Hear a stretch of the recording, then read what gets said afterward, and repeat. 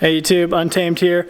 So today I'm going to talk about the two 2013 Toyota FJ Cruiser trail teams that I have here. If you guys have been following my channel, you know that I am keeping this one right here, and that was the one that I had before, and I already have a sale lined up for that one. So I first purchased the FJ. Oh, peanut feature. A little hedgehog here. You want to say hi? Say hi. Crushed it. All right, guys. Well, so I bought this FJ over here. Obviously, they're both 2013s. They're both trail teams. That one has about 63,000 to 64,000 miles on it now, and a few more aftermarket goodies, which we'll discuss a little bit more at length here in a second. And then this one here is completely stock. So, and 22,000 miles. So it is very much fresh and near perfect condition, really. And I'll kind of show maybe a couple of the small things that, like, it has a cracked windshield, stuff like that, but it's pretty inevitable with these rigs, right? So let's walk around each of them. We'll walk around the the new one first. So again, 22,000 miles on this one. Has the KO1s, if you will. All right, so you got. So I took it for a spin today. It's a little more dirty than the other one. So I got the BFG Goodwrench all-terrain KOs on it. So these were the original tires that came on it. However, no, these ones, excuse me, these tires are not the original ones, but these are the same exact tires that came on it originally, if that makes sense. So these ones were replaced, he said, just a few thousand miles ago. Not because they needed to be, but I think just for age. All right, so I'll finish doing a kind of a full walk around, then I'll of course dissect the other FJ a little bit more for you, so you can see the differences. So really, it is in near perfect shape all around. So no bumps or bruises, scrapes or scuffs or dents. It really was very well taken care of. The gentleman I bought it from, you know, they were awesome, and they had bought it and just pretty much kept it in their barn. You know, it remained, you know, garaged, if you will, for the last few years. They just didn't get hardly any use out of it. So, kind of a perfect situation, really, perfect individual to buy from, and they were great to work with. So I did buy it out of state, as you guys saw in my last video. I bought it out of state and had it shipped here, transported here. The transportation cost right around $800, $750, and this rig here, like I mentioned, I paid a premium for it. I won't go into the exact details, but yeah, in the 40s is what I paid. Then this guy here, let's look at these tires real quick by comparison. So these are the BFG Goodwrench KO2s, which you guys know I put on it soon after buying them. Same with the wheels. And these are obviously the OEM wheels that came on the trail teams in 2013. So the biggest noticeable difference, we'll walk around real quick so you can kind of see. I know they're not side by side directly, so you can't really tell, but this one here is noticeably taller for sure. So you can kind of see in the wheel wells here, kind of get a lower side profile. And then over here, right? So it definitely sits a couple inches higher for sure.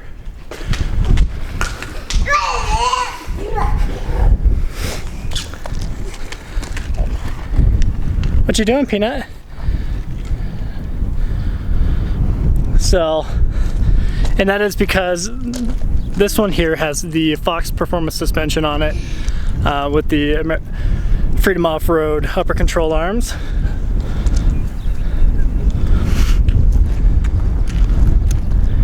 Oh, thank you, Peanut. Thank you. Oh, thank you.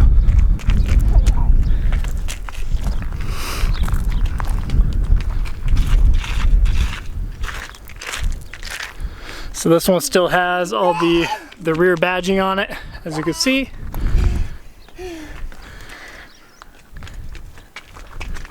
And this guy here has been debadged. So I'm indifferent on that. I think it looks fine. I did consider getting black badging, so the same as stock, but just black. I think that might look okay.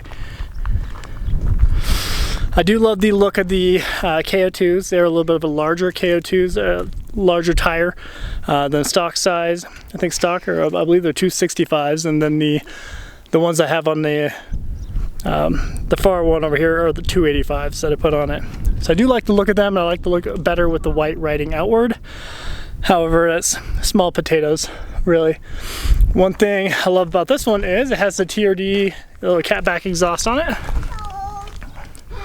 So you see here, I really like that.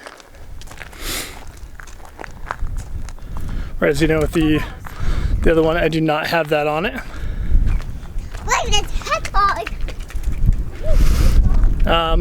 One thing I love about this new one here is, you know, the tail lights and ambers up front are unmolested, if you will. So, see, these guys look great.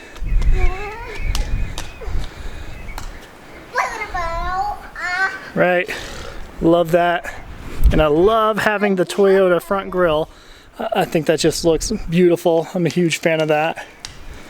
But you see here with the ambers, and then of course you guys know the gentleman smoked them on this one here. So I'm not a huge fan of this. It does look good, especially from like 5-10 feet away, but once you're up close on it, you can just know it wasn't done perfectly. And I am a little bit of a perfectionist, so it does bother me a little bit, if I'm being honest. Really, I'd imagine it's super easy to remove. I just haven't tried it yet.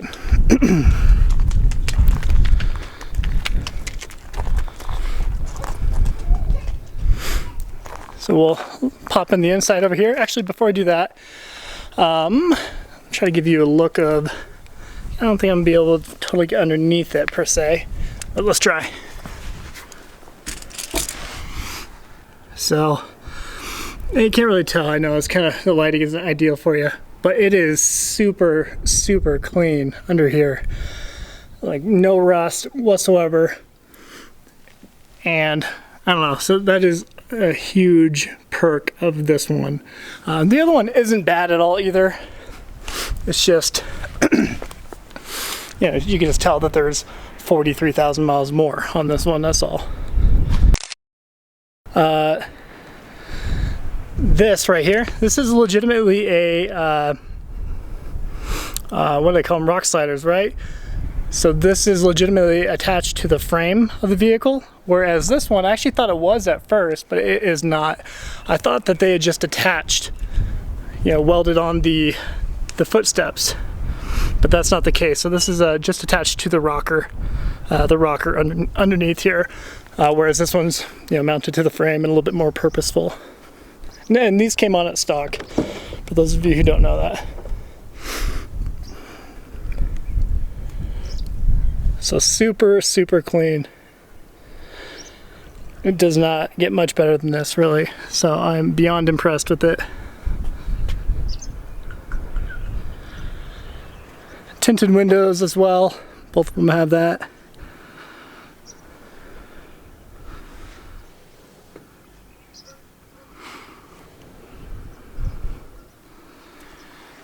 This one has a little bit more of a purr to it, since it has the TRD Sportback catback exhaust. So yeah, no scuffs or tears or weird stains or anything. It's just perfect all around. Same with the ceiling. Open up the side door here.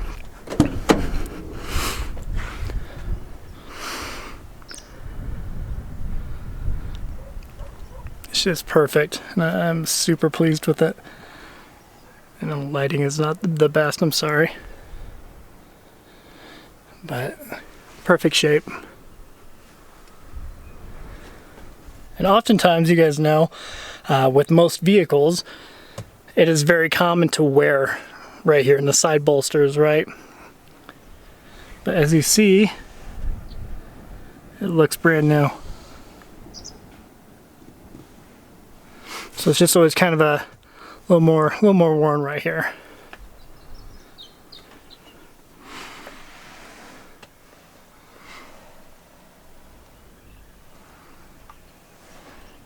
Same goes for the passenger seat, of course. All right. I'll show you under the hood too. It does have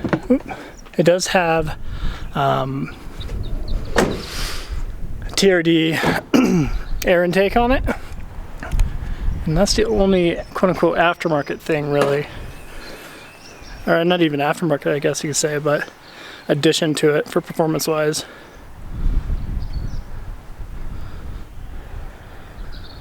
So super clean, no rust or anything weird, no surprises, and that is an ideal situation when you're buying a vehicle from out of state and having it shipped to you. So there's always a level of trust and risk involved in it. Of course, I did a lot of FaceTime videos and all that stuff with the previous owner. Like I said, he was super cool, but you always run that risk. Right when it gets to you, you might have that surprise, and there's no surprises.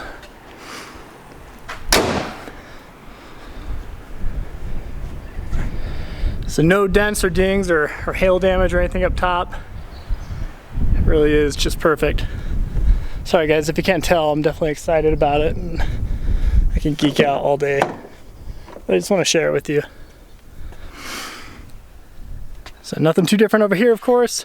One common thing that you guys know, if you're familiar with these rigs, they tend to get a lot of scuffs and, you know, little marks right here. That is super common for them to be marked up right here. And as you see, not a single one. So, super pleased with that. Another cool perk of this was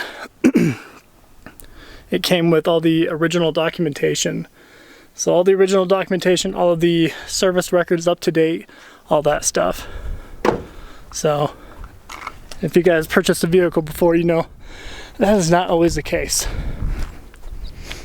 You don't always get that.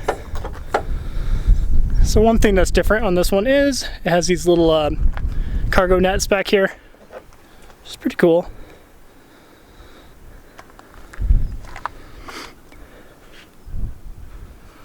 I think you see it okay, it's a little dark. But pretty good shape. It does have some minor scuffs in the back here. But if it's been used at all, I mean, they're bound to have some sort of markings back here. It's pretty soft plastic, so it's easy to mark up.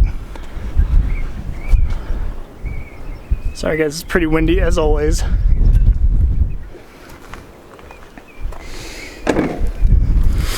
Let's look at this guy real quick. So the Fox suspension is the most noticeable change or difference between the two of them. I just drove this guy for the first time today. And even though it feels great, don't get me wrong, I am being a little bit picky. This one does feel better. It just feels nicer driving it. And I don't know, I love both. Ideally, if I were to, I mean, obviously if they both had the same exact mileage, I would pick this one. But I strictly got this one just for the mileage. They both, you know, clean Carfax, all that stuff, so they're perfect on paper. It's just, that's the only real difference between them. This one feels better to drive with the suspension. I don't like the bull bar, you guys know that. So I would take that off if I wasn't selling it, and I'd maybe consider putting on the stock front bumper there with the Toyota badge across the front.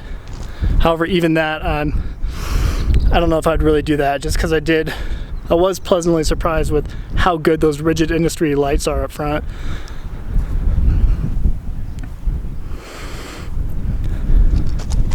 We'll hop in this one too, maybe. And actually, before I do that, let me show you this. So let me get you a better angle. So there you go. How about that? Like perfect condition key. I know it's a small thing, very small thing, I get it, but again, devil's in the details, so I really appreciate stuff like that. And it came with a spare key, so that's cool too. So let me unlock this guy real quick.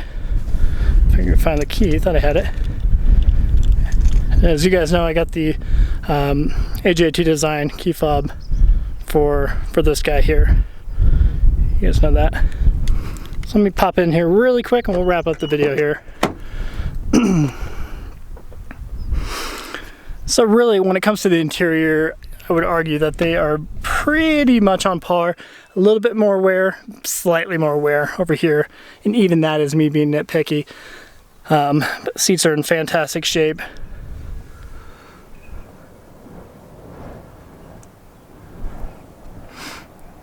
If it's feeling like deja vu, I guess that's a good thing. But so this is one thing I don't like. I think this is a bit tacky.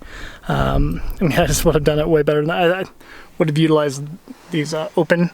If you can see it down there, I know it's kind of. I would have utilized them before before using that. And I think the gentleman I'm selling it to is going to be quick to kind of swap that out. Yeah, there's the back seat. So yeah, there you have it, guys. I really just wanted to showcase both of them real quick. Kind of walk you through it. The wind is really kicking right here. But yeah, let me know if you happen to have any questions. Which one would you take? You know, with the mileage being the difference, right? Would you still pick the 63,000 miles, or would you look at the low mileage one? I know a couple of you have asked for a few more videos of the Tundra here and the 4Runner, specifically the 4Runner.